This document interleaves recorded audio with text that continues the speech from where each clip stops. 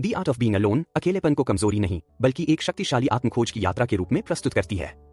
यह पुस्तक उन लोगों के लिए है जो अकेले हैं या जिन्होंने कभी अकेलापन महसूस किया है और वे इसे एक उपहार की तरह अपनाना चाहते हैं। लेन मोरे अपनी निजी कहानियों, अनुभवों और विचारों के माध्यम से यह सिखाती हैं कि अकेले रहना कोई अभिशाप नहीं बल्कि आत्मनिर्भरता का पहला कदम है। बचपन से ही हमें सिखाया गया है कि अकेले रहना गलत है। समाज की नजर में अकेलापन उदासी या पराजय। लेखक बताती हैं कि अकेलेपन से डरना हमें अपनी पहचान से दूर करता है। यह अध्याय आत्मनिरीक्षण की शुरुआत करता है। हम दूसरों के साथ समय बिताने से पहले खुद के साथ क्यों नहीं रह पाते?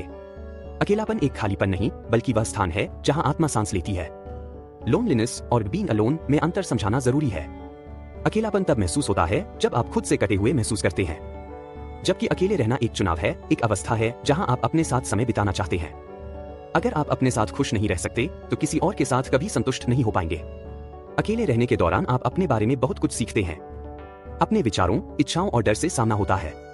आत्मचिंतन की प्रक्रिया में आप पहचानते हैं कि आपकी असली जरूरतें क्या हैं। आप क्या चाहते हैं?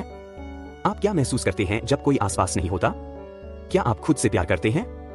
समाज हमें जो सिखाता है, शादी करो, बच्चे पैदा करो, समाज में घुल मिल जाओ, वह अकेलेपन को अस्वाभाविक बनाता है। सोशल मीडिया भी इस डर को बढ़ाता है। सब खुश हैं, मैं ही क्यों अकेला हूं? लेखक कहती हैं, दूसरों से तुलना बंद करें। आपका जीवन आपकी शर्तों पर होना चाहिए, न कि समाज के नक्शे पर। रूटीन बनाएं, खुद के लिए समय निकालें। हॉबीज को अपनाएं, संगीत, पेंटिंग, लेखन आदि। खुद को प्यार करना सीखें, अफर्मेशंस, जर्नलिंग, मेडिटेशन। सुबह उठते ही खुद से कहें, मैं अपने लिए पर्याप्त हूं। दिन में 10 मिनट शांति से बैठें और सिर्फ सांस लें। अकेले रहने का मतलब यह नहीं कि आप रिश्ते नहीं चाहते, बल्कि अब आप बेहतर रिश्ते चाहते हैं जो आपको जोड़े, तोड़े नहीं। सेल्फ वर्थ के साथ रिश्ते में जाना सिखाती है यह पुस्तक। लेखिका बताती हैं कि जब वह खुद से खुश रहने लगीं, तभी उन्होंने सही लोगों को आकर्षित करना शुरू किया। अकेले रहने पर आपके डर उभरते हैं, क्या मैं हमेशा अकेली रह जाऊंगी? लेखक कहती हैं, डर से भागने के बजाय उसे समझो। डर को डायरी में लिखो, उसे नाम दो, तब वह छोटा लगने लगता है। अकेलापन एक अवसर है आत्मनिर्भर बनने का। आप खुद के निर्णय ले सकते हैं, अपनी पसंद के अनुसार जी सकते हैं। यह स्वतंत्रता डरावनी नहीं, मुक्तिदायक है। आपका जीवन आपकी कहानी है। आपको इसे किसी और की कलम से नहीं लिखवाना है। जब शांति होती है तब सृजन होता है। अकेलेपन में आप अपनी रचनात्मक शक्ति से जुड़ सकते हैं। लेखक बताती हैं कि उन्होंने अपने सबसे अच्छे गाने और लेख अकेले रहकर लिखे। उदाहरण, एकांत में उपजे विचार ही नए विचारों को जन्म देते हैं।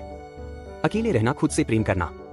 लेखक यह बताती हैं कि आत्म प्रेम केवल अफर्मेशंस नहीं बल्कि व्यवहार में लाना है, जैसे अपनी जरूरतों को प्राथमिकता देना, खुद के साथ समय बिताना।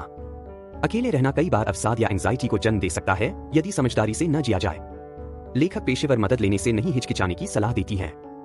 जर्नलिंग, थेरेपी और माइंडफुलनेस से मदद मिल सकती है। कभी कभी हम खुद को बंद कर लेते हैं